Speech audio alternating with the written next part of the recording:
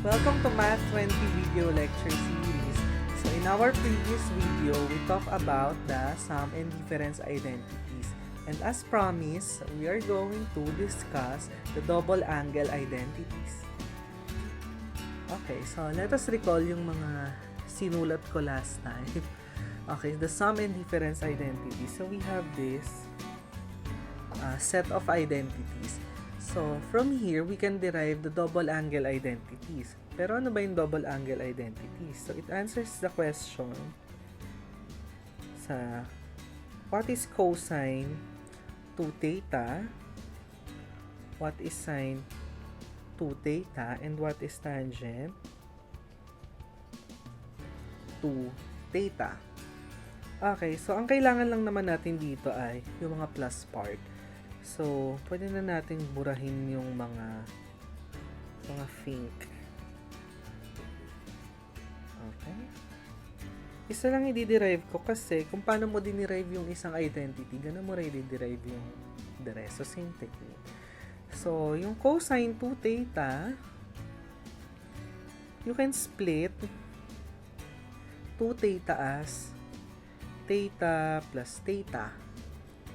And using yung sum identity, gamit ito, this is cos minus sin, which is precisely cos square theta minus sin square theta.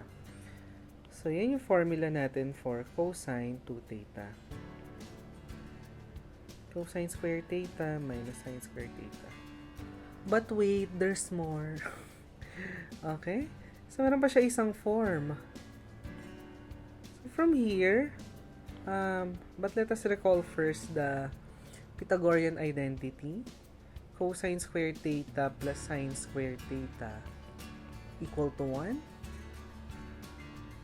And, para pwede mo to isulat as yung cosine or sine square theta is equal to 1 minus cosine square theta. At ganun din si cosine square theta, you can write it as 1 minus sine square theta. Okay? So, kung ipa-plug in natin dito yon, plug in natin si sine square. Minus sine square is 1 minus cosine square theta. Ang makukuha natin ay cosine square minus negative cosine square. Ang dami naman yung anyo. Minus 1. So, this is another formula. Okay? So, update natin tong listahan natin. So, 2 cosine square theta minus 1. Okay, so from here, palitan natin si cosine square nito. Ano kayang lalabas? Meron tayong 1 minus sine square theta minus 1. Kung na yan sa 2 minus 2 sine square theta minus 1. What is 2 minus 1? I don't know. It's 1. Okay. So, isa na naman itong formula. So, yan yung mga forms ng cosine 2 theta. So, 1 minus 2 sine square theta. Huwag kayong mag-alala, yung cosine lang yung tatlo yung itsura. At may benefits yan kung bakit tatlo itsura niya. So, parang ganito lang yan. Actually, parang dito sa tatlong to, ang pinakadehado talagang gamitin is ito. Kasi you need cosine theta and sine theta. Dalawa yung kailangan mo. Pero doon sa pangalawang, kailangan mo lang cosine lang. Sa pangatlo, sine lang ang kailangan mo. Makakomplete mo yung 2 theta. Okay, so yan yung cosine 2 theta. How about sine 2 theta? The formula is 2 sine theta cos theta. So, ang gagamitin dyan, ito, replace alpha and beta by theta. And finally, tangent 2 theta is 2 tangent theta minus over 1 minus tangent square theta. Okay? So, replace alpha and beta by theta lang. Okay, gawa na tayo ng mga examples kasi doon natin mas magigets talaga yung mga identities, no? By answering examples. So, example, evaluate daw sin pi over 8 times cosine pi over 8. Hindi ba ano to? Suspicious? So, bakit siya suspicious? Product ng sin theta, cosine theta. Ito yun, oh. And you can compute that sin theta times cosine theta is sin 2 theta over 2. Or pwede namang maglagay ka na lang ng 2 dito, tapos divide by 2. Okay, multiply and divide na lang.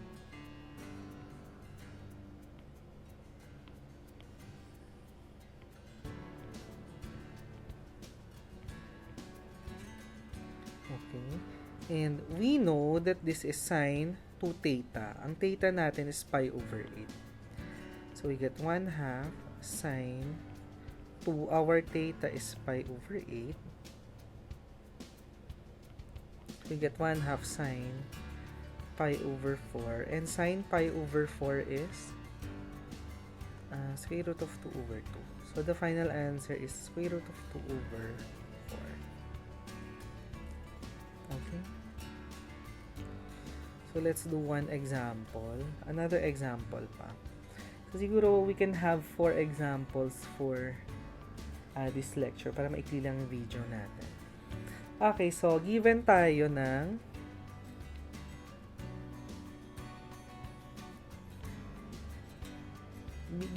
cosine theta equal to negative 4/5 and nagbigay tayo ng restriction sa theta.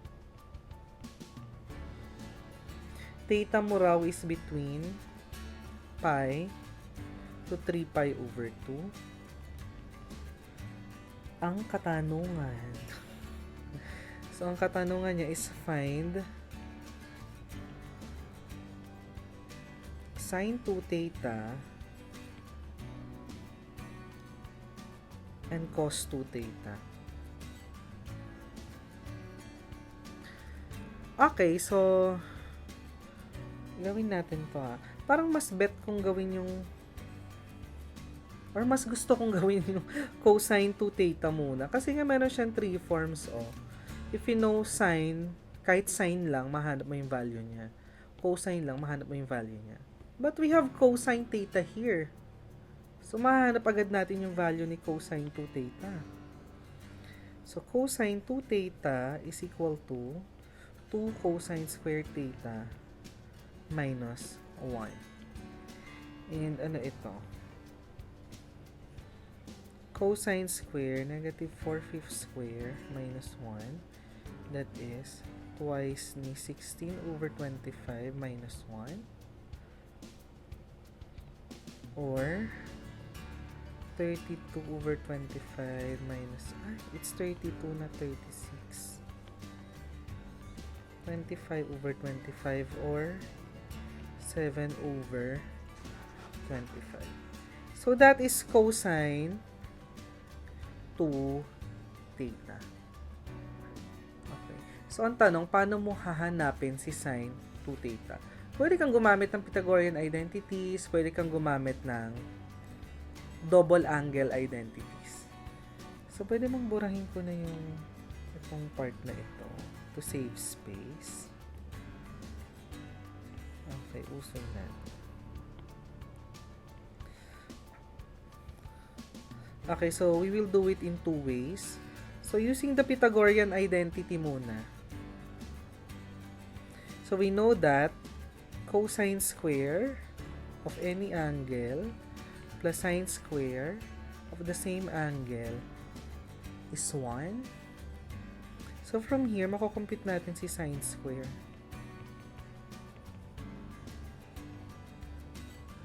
Right? So, sine square, 2 theta is 1 minus 7 square over 25 square, or sine square 2 theta is equal to 25 square minus 7 square over, oops, 25 square. So when you take the square root of both sides,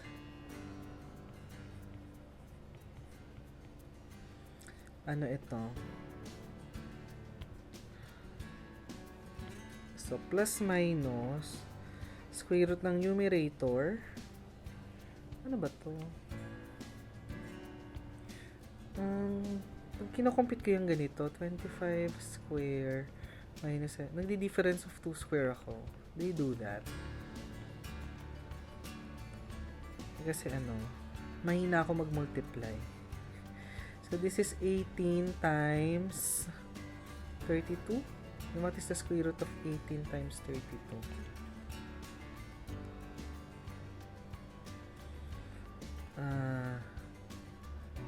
This is 3 square root of 2.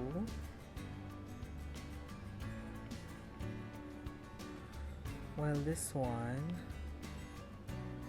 4 square root of 2. Uy, ang galing, sakto siya. Ang galing nag-isip ng tanong na to. 3 times 4, 12. Square root of 2 times square root of 2, 24. Wow, 24, sakto, ang galing. Would have thought. Actually, Pythagorean triple pala siya. So, square root of 25 square is 25. Okay. So, wag nyo akong tularan na hindi kabisado ang Pythagorean triples. Okay, so ang tanong na ngayon, positive or negative? So, babalikan yung restriction ni theta. Dito, ang usapan, 2 theta. So, i-multiply natin lahat ito by 2. So, when you multiply this by 2, we get 2 pi less than 2 theta. Tama, less than 2 theta less than 3 pi. Multiply by 2, multiply by 2, multiply by 2. O, nasang quadrant si 2 theta? Okay, nasan si 2 pi? This is 2 pi. Nagpapunta dito, this is 3 pi. So, it's either nasa quadrant 1 ka na lang or nasa quadrant 2. Kasi ito yung sakop niya. Okay?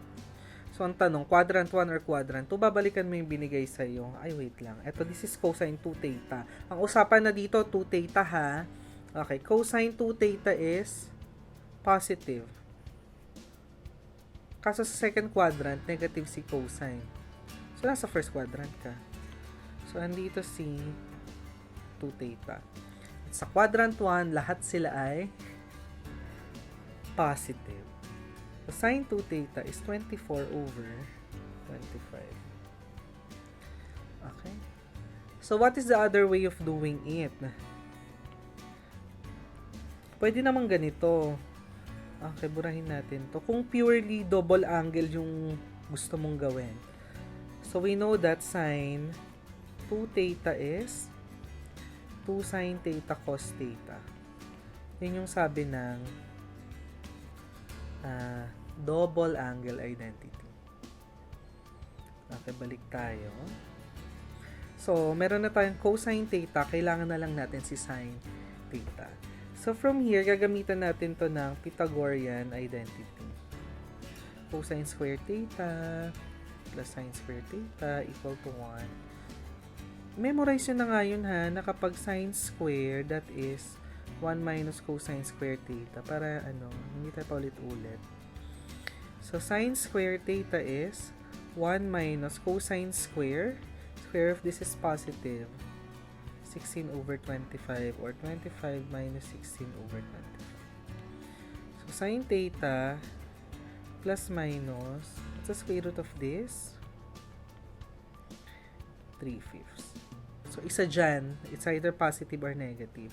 Dito, ang usapin, theta. So, sa theta ka titingin. So, nasan ba yung theta na yan?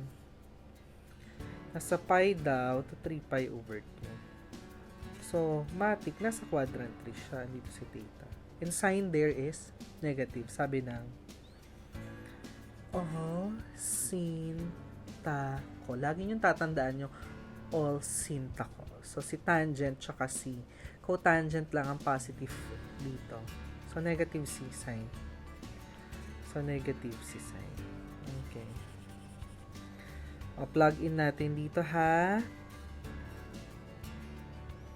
Okay. 2, ang sine natin, negative 3/5. Cosine natin, negative 4/5. Kailangan 24/25 yung makuha natin dito, gaya ng sagot natin kanina. Otherwise, mali yung pinagsasabi ko. Okay, so anong sagot dito? Negative times negative, positive. Product of this is 6 times 4, 24/25. Oh, yay! 24/25. So, pwede nyo gawin yung naunang method or ito, yung purely double angle. It's your choice. Okay? So, let's proceed with the second to the last example. So, puro proving na tayo ngayon. Okay? So, prove tangent 4x equal to 4x na. 2 theta lang meron tayo. Charot. Cotangent 2x minus tangent 2x. On the spot lang ito, ha.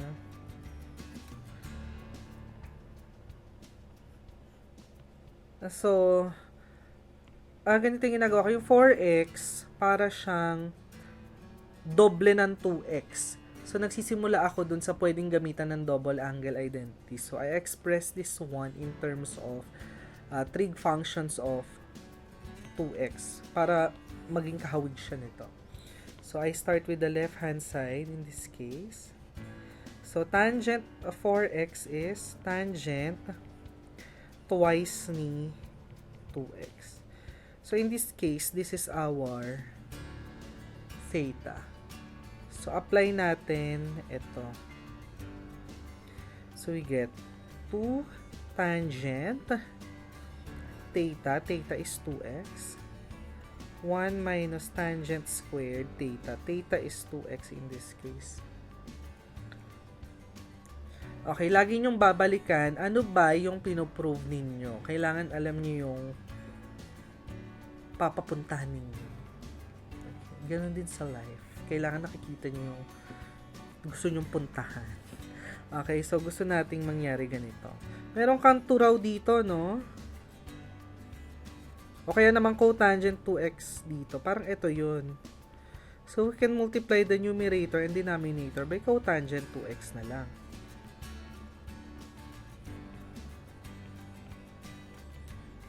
Okay, let's try. Distribute. Oh, these are reciprocal. So, the product of these two ay 1. So, matitira sa numerator ay 2. Distribute, we get cotangent 2x minus tangent square ay tangent times tangent, no?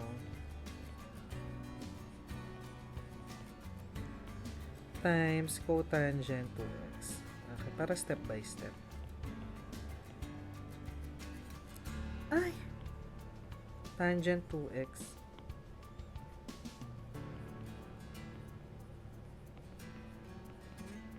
Mahaba talaga yung masinusulat dito. And this is 1 kasi reciprocal sila.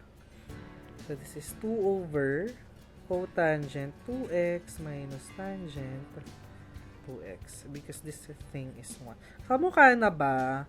Oh my God, this is an answered prayer. So, mukha na sila. So, na-prove na natin identity. Ayan, magkamukha. O, ayan ang resibo. Okay. So, let's prove one more. Dahil ano siya, nakaka-satisfy mag-prove. Charot. Okay. Ano kaya? Ito kaya. Yung mukhang mahirap. Tapos hindi ko masagutan, nakakahiya. Charot. Masasagutan natin yan. As long as follow tayo ng law ng trig identities. Okay, so ganun ulit. I start with dun sa may double. Tapos i-express natin to in terms of theta para let's say kung ma-reduce natin to or ma-simplify natin, Ayun yung lalabas. Dapat. Okay.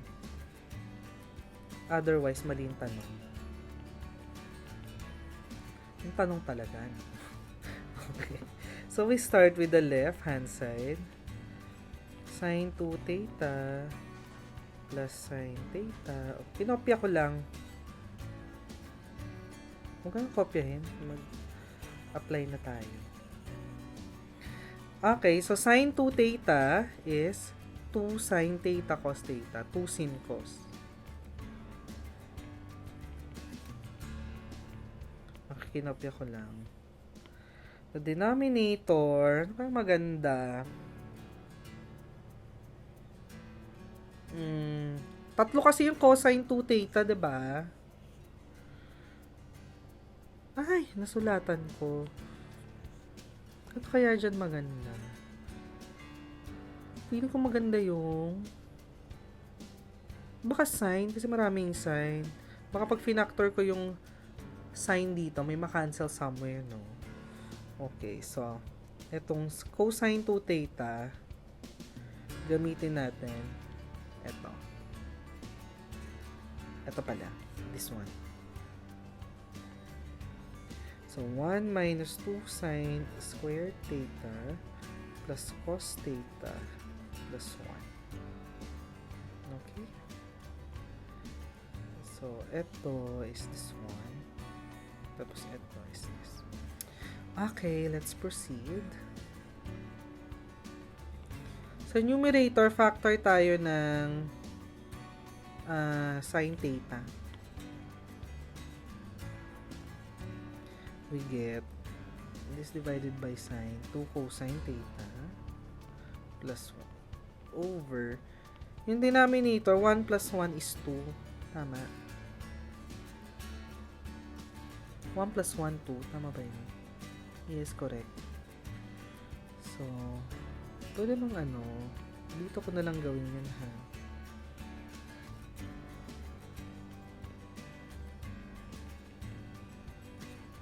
Okay, 2 na pala.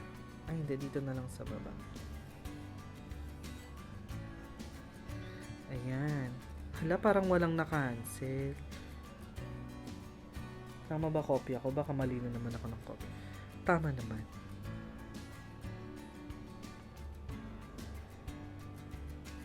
Gawin nga natin cosine. Ano ba yan? Hindi nag-work. Okay, so gawin na lang, yung cosine na lang gamitin natin for this. Okay. So, pag ginamitan natin ito,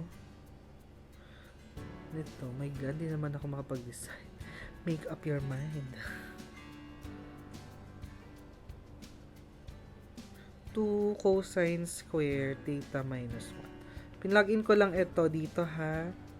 Okay. So, anong lalabas sa denominator? Try natin. 2 cosine square theta. Tapos, 1 minus 1. Cancel na yan. Okay. Plus cos theta. Ayun, may mafa-factor tayo sa denominator. And at last I see the light. Factor si cosine. Lalabas. 2 cosine theta. Plus 1. Yay, pwede na tong cancel. So, matitira is sin theta over cosine theta, which is tangent theta. Tada! Yes, yes. Okay. So, ito yung mag-iwan lang ako na exercises that you can try. So, try to prove the following. Secant 2x equal to tangent x plus cotangent x minus tangent x, and cosecant 2 beta is equal to minus